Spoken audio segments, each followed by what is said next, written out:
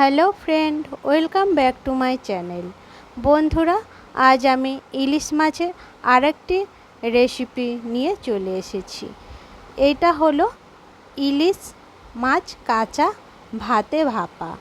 এর জন্য আমি একটা পাত্র নিয়ে 2 পিস ইলিশ মাছ নিয়ে নিয়েছি। এরপর এতে আমি 2 টেবিল চামচ পরিমাণ সরষে তেল দিলাম, আর আমি 2 চামচ সর্ষে বেটে নিয়েছি কাঁচা লঙ্কা দিয়ে।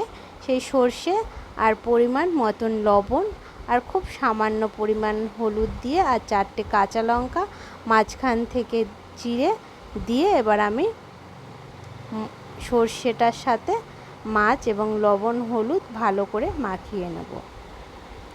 বন্ধুরা, এই রান্নাটা যখনই করবেন হলুদের পরিমাণটা কিন্তু একটু কমই দেবেন, নয়তো কিন্তু হলুদ হলুদ গন্ধ ছাড়বে। যেহেতু আমি এটা উনুনে পাকাবো না, ভাতের মধ্যেই দিয়ে করব, তাই হলুদটা একটু কমই দিলে ভালো হয়। এরপরে আমি যে পাত্রে মাছটা ভাপা করতে দেব, সেই পাত্রে আমি একটু সর্ষে তেল দিলাম। 1 টেবিল চামচ পরিমাণ সর্ষে তেল দিয়ে তাতে আমি প্রথমে মাছগুলো দিয়ে দেব। এরপর মাছের ওপরে যে সর্ষেটা আছে সে সর্ষেটা আমি ভালো করে দিয়ে ওপর থেকে 1 চামচ পরিমাণ সর্ষে তেল দিয়ে দেব, দিয়ে আমি ঢাকনাটা ঢেকে দেব।